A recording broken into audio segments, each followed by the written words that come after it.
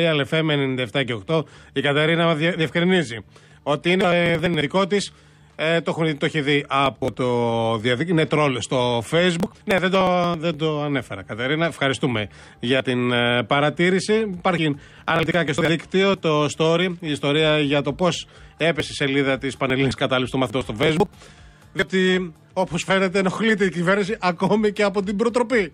Από την έκφραση της γνώμης για κατάληψη. Δεν είναι καιρός για τέτοια. Χειρότερα και από τον Κοντογιαννόπουλο. Χειρότερα. Και σας θυμίζω ότι τότε, μεταξύ άλλων, υπήρχε μια ολόπλευρη συμπαράσταση πλέον αρχίσει το 90-91 στις μαθητικές καταλήψεις και ότι το Πασόκ είχε ταχθεί υπέρ τους καθαρά και ολοφάνερα και ο Λαλιώτης είχε κάνει και σποντ. Δεν θυμάμαι, το 92 ήταν ή το 93, δεν το έχουμε βρει. Έχουμε ένα καλό νέο από το μέτωπο του κατοχικού δανείου, θα το αναφέρουμε στην συνέχεια. Είναι ο Real FM 97 και 8 στα ραδιοφωνάς και δίνουμε το λόγο στους ακροατές. Ο κύριος Κύριλλος Σεβαστιάδης, στην τηλεφωνική μας γραμμή. Καλησπέρα σας. Καλησπέρα, τι κάνετε? Καλά.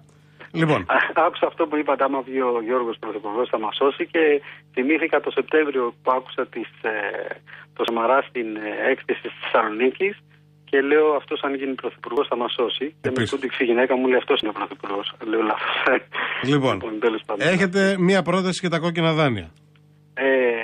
Είχαμε επικοινωνήσει πριν ένα χρόνο, σας είχα παρουσιάσει μια πρόταση που είχα για τα κόκκινα δάνεια. Θέλω να κάνω μια ιστορική αναδρομή γιατί είμαι... Δεν θα προλάβουμε. Πολύ σύντομη θα είναι. Πάρα πολύ σύντομη. Ξεκίνησα πριν 2 χρόνια να ασχολούμαι με αυτό το θέμα. Θεωρούσα πάντα ότι είναι το σοβαρότερο οικονομικό θέμα που αντιμετωπίζει η χώρα. Και έχω κάνει πάρα πολλές αναρτήσεις και στο Facebook, έχω κάνει και πάρα πολλές επαφές και επικοινωνίες και με πολιτικούς, με δημοσιογράφους, με τραπεζίτες, μέχρι και με το γραφείο του Πρωθυπουργού. Αυτό που έχω φτάσει πια σε ένα συμπέρασμα, για να μην πλατιάζω στην ιστορική αναδρομή, είναι ότι δεν υπάρχει καμία πρόθεση για επίλυση του θέματος. Καμία απολύτως πρόθεση. Τους έχω πάει τη λύση και για τα στεγαστικά δάνεια και για τα καταναλωτικά δάνεια.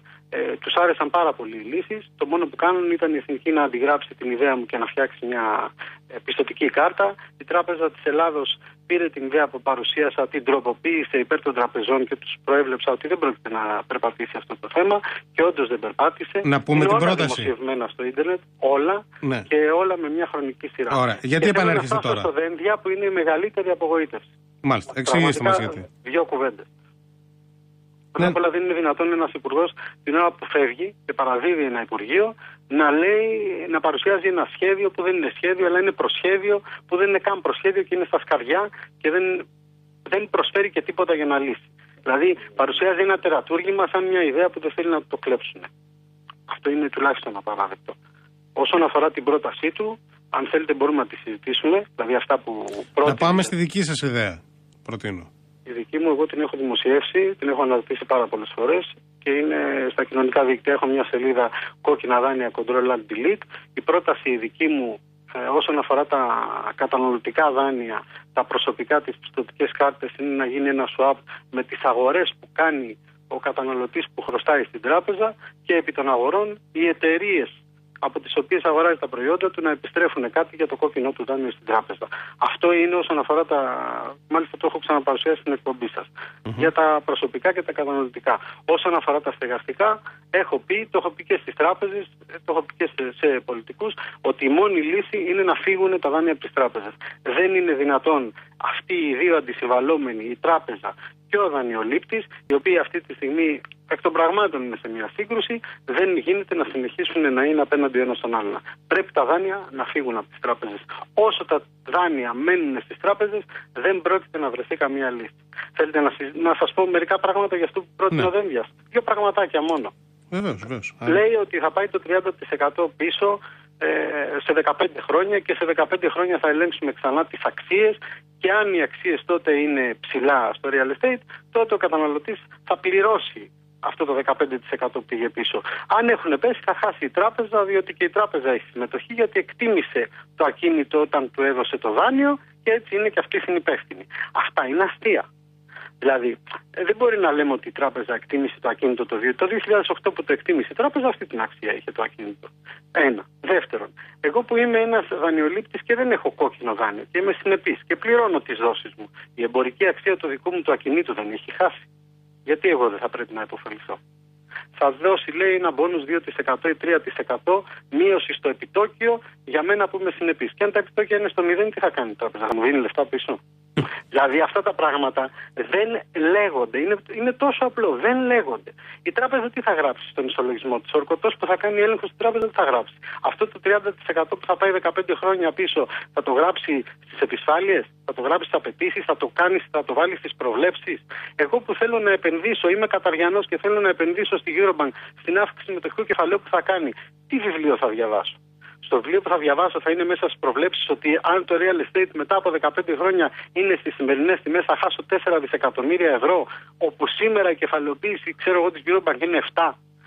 Το 30% των κόκκινων στεγαστικών δανείων είναι 10 δισεκατομμύρια ευρώ. Και η συνολική κεφαλαιοποίηση σήμερα των τραπεζών είναι 25.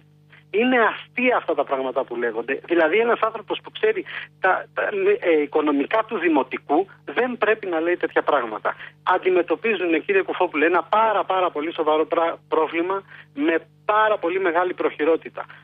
Μπαίνει ο Δένδιας υπουργός. Λίγο πριν υποτίθεται βρεθεί η λύση, αλλάζει ο Δένδιας, μπαίνει ο Σκρέκας. Ένας πολιτικός μηχανικός να μας δώσει μια λύση. Είναι πάρα πολύ σοβαρό το θέμα των κόκκινων δανείων. Και αν δεν λυθεί το θέμα των κόκκινων δανείων, εγώ το έχω πει 2 χρόνια πριν. Το Bloomberg το είπε το Σεπτέμβριο και ο Τσίπρας το είπε πριν 1 μήνα. Αν δεν λυθεί το θέμα των κόκκινων δανείων, δεν πρόκειται να δούμε ανάκαμψη. Ποτέ.